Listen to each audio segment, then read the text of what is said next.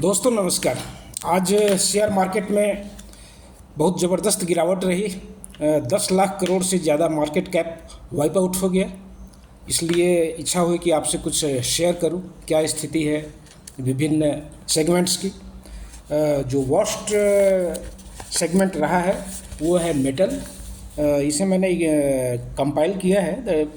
Metal जैसे Hindustan copper में 8.8% की गिरावट रही, नाल्को में 8.6 की गिरावट रही, Tata steel 8.4%, Vedanta 8.44%, NMDC 7%, Hindustan zinc 7%, Jindal steel 6.8%, Lloyds metal 6.2%, JSPL 5.8%। इस तरह हम देखते हैं कि metal was the sector in which the performance of the shares was very bad today. And next segment, pharma was also the worst hit. जैसे Laurus lab 7.2% गिरावट हुई, granules में 6.8% की गिरावट हुई, इप्का 6%, औरो 6%, लुपिन्स में 6% की गिरावट हुई, Gland 5.4%, Cipla 5.2%, Ajanta 5.2%, Biocon 5.1% and Natco 4.6%। These two were the worst performers. IT sector भी आज अच्छा खासा गिरावट देखने को मिला, जिसमें कोफोर्ज में 6.7% की गिरावट थी, एम्फैसिस में 5.9% की गिरावट थी, LTIM में 4.3% की गिरावट थी, Wipro 3.6, tech Mahindra 3.4, SCL tech 2.9%, TCS there was a decline of 2.8% and Infosys 2.7%। कोई सेक्टर पीछे नहीं था। एनर्जी सेक्टर में भी हम अगर देखें तो ONGC 7% गिरावट थी, सीमेंस 6.5% की गिरावट थी, ऑयल में oil India limited, that is oil India limited 6.7% की गिरावट थी, CG पावर में 5.6% की गिरावट थी, NLC India 5%, Petronet 4.6% and MGL 4%। Realty sector भी पीछे नहीं रहा गिरने में, फिसलने में। Anantraj 5.5%, Prestige 5.2%, Shobha 4.4%, Godrej 3.9% and DLF 3.8%। इस तरह अगर हम देखते हैं फिर टाटा स्टील के शेयरों में भी 8.43 की गिरावट थी, हिंडाल्को जैसा मैंने कहा 8.07% की गिरावट थी, ONGC, टाटा मोटर्स में 5.94% की गिरावट थी। टाटा मोटर्स का प्रदर्शन पिछले दिनों काफ़ी लचर रहा है। एक समय था 5-6 महीने पहले ये लगभग 970-72 के आसपास ये शेयर चलता था, और अभी इसकी अच्छी खासी गिरावट है। इसमें 650 के रेंज में ये शेयर है। सिप्ला में 5.29% की गिरावट थी जैसा मैंने कहा, और अदर्स कुछ शेयर्स हैं जैसे मैरिको 3.3%, हिंदुस्तान कॉपर में 9.1% की गिरावट थी, Vedanta 8.6%, NALCO it is 8.6%, Tata steel मैंने कहा 8.4% एंड आरती फार्मा 13.2% की गिरावट थी, स्ट्राइड्स फार्मा 10% की गिरावट थी। इस तरह अगर हम देखें तो निफ्टी बैंक को अगर देखते हैं तो इसमें कुछ कम गिरावट थी। निफ्टी बैंक का इंडेक्स पे 51,502 के साथ ये बंद हुआ, 94 अंक की गिरावट के साथ। निफ्टी बैंक में 0.18% की गिरावट रही। निफ्टी में जो इंडेक्स है वो लगभग 22,904 पे बंद हुआ, जिसमें 345 अंकों की गिरावट थी। परसेंटेज टर्म में इसको देखें तो 1.49% निफ्टी गिरा। सेंसेक्स हमारा 75,364 पे 75,364 पे बंद हुआ। इसमें 930 अंकों की गिरावट थी 1.22% के साथ। निफ्टी मिड कैप में 11,181 11,181 पर बंद हुआ ये, जिसमें 332 अंकों की गिरावट के साथ 2.89%। इस तरह हम देखते हैं कि एक गिरावट बहुत ज़बरदस्त है। 10 लाख करोड़ के आसपास, 10 से 11 लाख करोड़ के आसपास मार्केट कैप वाइप आउट हो गया। इसका मुख्य कारण जो अमेरिका ने टैरिफ लगाया है इंडिया पे, 26% का टैरिफ घोषित किया है 2 अप्रैल को।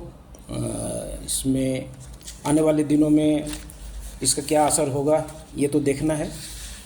गिरावट वर्ल्ड वाइड थी, हर जगह, हर कंट्री में, चाहे वो अमेरिका में हो, जापान में हो, नैस्डैक हो, निकी हो, हर जगह गिरावट थी। इसका व्यापक असर दूसरे जगह भी देखने को मिला, लेकिन सबसे बड़ी बात है कि इसका जवाब हम किस तरह दे सकते हैं। अमेरिका में जो 26% का टैरिफ लगाया गया है, फार्मा सेक्टर में भी अभी अलग से कुछ नहीं उन्होंने कहा है, लेकिन फार्मा सेक्टर इस अंदाज से गिरा कि इसमें भी आने वाले दिनों में कुछ टैरिफ बढ़ाया जा सकता है। अभी क्या करें, जो इन्वेस्टर हैं वो अभी क्या करें, ये सबसे बड़ा प्रश्न है। एक चीज़ और हमें समझने की ज़रूरत है कि क्या share market is the barometer of the Indian economy. ये बहुत ही एक कॉम्प्लेक्स सवाल है। इसको हम जितना ही सोचते हैं, कभी कभी लगता है कि शेयर मार्केट ठीक है, मार्केट के कैप वाइप आउट होता है, लेकिन उससे कितना असर हमारी इकोनॉमी पे पड़ता है, डे टू डे लाइफ पे। अभी आने वाले दिनों में ये एक बहुत बड़ा मुद्दा रहेगा कि लगातार जो शेयर मार्केट में गिरावट हो रही है वो हमारे इकोनॉमी को कहाँ ले जा रही है, हमारे इंडस्ट्रियलिस्ट क्या सोच रहे हैं नए इन्वेस्टमेंट को लेकर। चूँकि बहुत बड़ी संख्या हमारे कंट्री में आजकल शेयर मार्केट में ट्रेडिंग करने वालों की हो गई है, और फ्यूचर एंड ऑप्शंस में भी बहुत लोग ट्रेड करते हैं। लेकिन फ्यूचर एंड ऑप्शंस में एक सबसे बड़ी बात नसीहत की ये है कि यह एक बहुत ही ध्यान देकर इसमें ट्रेड करने की ज़रूरत है। इसमें एक रिपोर्ट के अनुसार लगभग 98-99% लोग इसमें लॉस होता है, और मेरा ये सजेशन रहेगा कि फ्यूचर एंड ऑप्शन से अभी फ़िलहाल दूर रहें, क्योंकि मार्केट काफ़ी वोलेटाइल है। आने वाले दिनों में क्या हो सकता है ये सोचने की ज़रूरत है, क्योंकि आरबीआई की मॉनेटरी पॉलिसी कुछ दिनों में आ रही है। मार्च के बाद अप्रैल, मई, जून, ये 2-3 महीनों में बहुत सारे कंपनियों के नतीजे भी आएंगे। उस समय ये देखना होगा कि कंपनियों के नतीजे किस तरह आते हैं, किस तरह के नतीजे होते हैं, उस आधार पर भी शेयर मार्केट कितना ऊपर जाएगा ये निर्भर करेगा। मार्च का क्वार्टर, जनवरी, फरवरी, मार्च ख़त्म हो चुका है, और इस तिमाही के नतीजे जो हैं मैं समझता हूँ कि 10, 12, 14 अप्रैल से आने शुरू हो जाएंगे, तो मार्केट में थोड़ा सुधार होगा अगर कंपनियों के नतीजे अच्छे होंगे तो। एक बात जो ध्यान देने योग्य है, चूँकि आज की गिरावट बहुत ज़्यादा है, 7%, 8%, कहीं 6%, 5%, तो एक एनालिसिस करने की ज़रूरत है कि अगर आपके पास स्पेयर मनी है और आप ग्राफ को देख सकते हैं, 6 महीने का ग्राफ देख सकते हैं, 6 महीने के अंदर मार्केट किस तरह ट्रेंड कर रहा है, 6 महीने पहले उसका क्या शेयर का कॉस्ट था, आज क्या है, उसके आधार पे आप निर्णय ले सकते हैं। ये वीडियो मैं आपसे, इस वीडियो से मैं मुखातिब हूँ आपसे, कोई सजेशन देने के लिए नहीं। ये एक डिस्क्लेमर भी है कि ये किसी तरह का कोई सजेशन नहीं है। निर्णय तो आपको लेना है, मार्केट की स्टडी आपको करनी है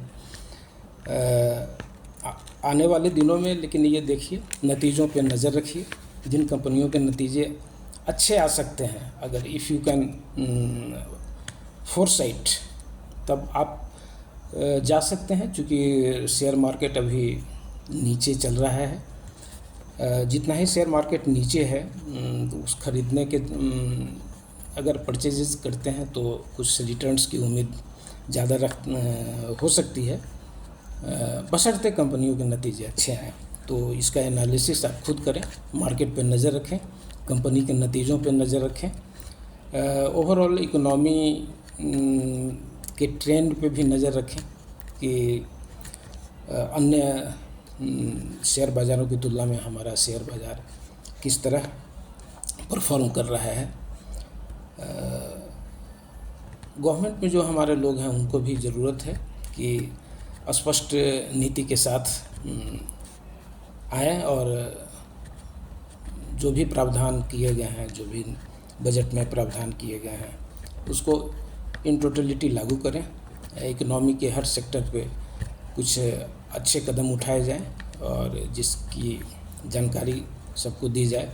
जानकारी इस तरह की नहीं होनी चाहिए कि कोई पार्टी जीत गई तो शेयर खरीद लो, शेयर मार्केट बहुत बढ़ जाएगा, या कोई पार्टी हार रही है, इससे इसका बहुत ज़्यादा लेना देना नहीं है। वो एक तरह का एक मुहिम है मार्केट को अपने तरीके से प्रभावित करने का। तो उस पर भरोसा न करके अपने एनालिसिस पे भरोसा करें, ट्रेंड देखें, ग्राफ देखें, 1 2 3 4 5 6 महीने का ग्राफ देखें, किस तरह वो कोई भी शेयर ट्रेंड कर रहा है, उसके अनुसार अपना निर्णय लें और अपने पैसे को इन्वेस्ट करें। Thank you.